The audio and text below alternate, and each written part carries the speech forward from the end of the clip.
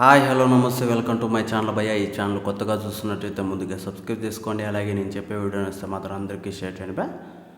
అయితే రోజు మా టాపిక్ వచ్చేసి నిన్న మన మోహన్ బాబు గారికి సౌందర్య గారికి చిన్న గొడవలు అయితే జరిగాయి.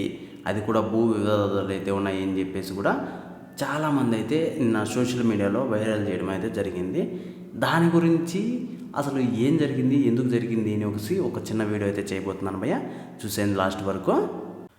అయితే మ్యాటర్ ఏంటి అంటే మన మోహన్ బాబు గారు సౌందర్య గారి అంటే ఆమె ఉన్నప్పుడు చాలా వరకు ఆమె దగ్గర కొన్ని భూములు అయితే కబ్జా చేసి రాపించుకున్నాడు అది ఇది అని చెప్పేసి చాలామంది అయితే నిన్న మన సోషల్ మీడియాలో అయితే వైరల్ చేసేసారని చెప్పవచ్చు. అది కూడా ఎంతలా అంటే మోహన్ బాబు గారే క్రైమ్ చేశారు అన్న టైప్లో అయితే చెప్పుకుంటూ వచ్చారు భయ్య. అయితే ఇక్కడ మోహన్ బాబు గారు ఏం చెప్పుకుంటూ వస్తున్నారంటే వాళ్ళిద్దరి మధ్య ఏ గొడవలు లేవు, అలాగే వాళ్ళిద్దరికీ మంచి అన్నాచెల్లెల అనుబంధం ఉంది అది ఇది అని చెప్పేసి కూడా చెప్పుకుంటూ వచ్చాడు భయ్య. అయితే ఇదంతా పక్కన పెడితే మన సౌందర్య గారి భర్త ఒక లేఖ అయితే రాశారు భయ్య. ఆ లేఖ మోహన్ బాబు గారిని బతికిచ్చేసిందని చెప్పచ్చు. అయితే ఇక్కడ ఆయన ఏం చేశారో మోహన్ బాబు గారు ఇదంతా మనకి తెలియదు. ఒకవేళ తెలుసుకున్నా ఇప్పుడు అవసరం లేదు, ఎందుకంటే సౌందర్య గారు ఒకప్పుడు ఉన్నారు, ఇప్పుడు లేరు. కాబట్టి ఆమె గురించి మనం ఏదైనా చెప్పుకున్నా కూడా తప్పనే అనిపిస్తుంది. అయితే ఇక్కడ సౌందర్య గారి వాళ్ళ భర్త వచ్చేసి ఒక లేఖ అయితే రాశారు భయ్య. అంటే ఏమని రాశారంటే మోహన్ బాబు గారికి అలాగే సౌందర్య గారికి మధ్య గొడవలు ఏం లేవు, అక్కడ ఏ భూ వివాదాలు లేవు అని చెప్పేసి కూడా రాయడం అయితే జరిగింది భయ్య. అక్కడ మోహన్ బాబు గారు రిలీఫ్ అయ్యారని చెప్పచ్చు. ఎందుకంటే ఇప్పుడు లేదంటే ఏదో పెద్దగా సోషల్ మీడియాలో వైరల్ చేసేసేవాళ్ళు మనకందరికీ తెలిసిందే అసలు మంచు ఫ్యామిలీని ఏ రకంగా వాడుకుంటారు, ఏ రకంగా ఆడుకుంటారు అని చెప్పేసి. అయితే వాళ్ళు కూడా అదే రకంగా కొంచెం బిహేవ్ చేస్తారు, అది మనందరికీ తెలిసిన విషయమే.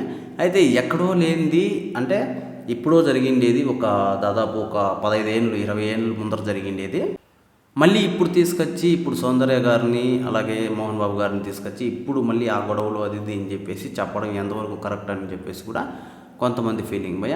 అలాగే కొంతమంది వచ్చేసి మోహన్ బాబు గారు చేసింటారు, ఇలా చేసింటారు అది ఇది అని చెప్పేసి కూడా చాలా వరకు కొంచెం కామెంట్లు అయితే చేయడం అయితే జరుగుతుంది. అయితే ఇదంతా పక్కన పెడితే అసలు మోహన్ బాబు గారికి అసలు అంటే ఆయన ఇలాంటి చేయాల్సిన అవసరం లేదు భయ్య. ఆయన ఆస్తులు మన అందరికీ తెలిసిందే, కొన్ని వేల కోట్లు ఉంటాయి.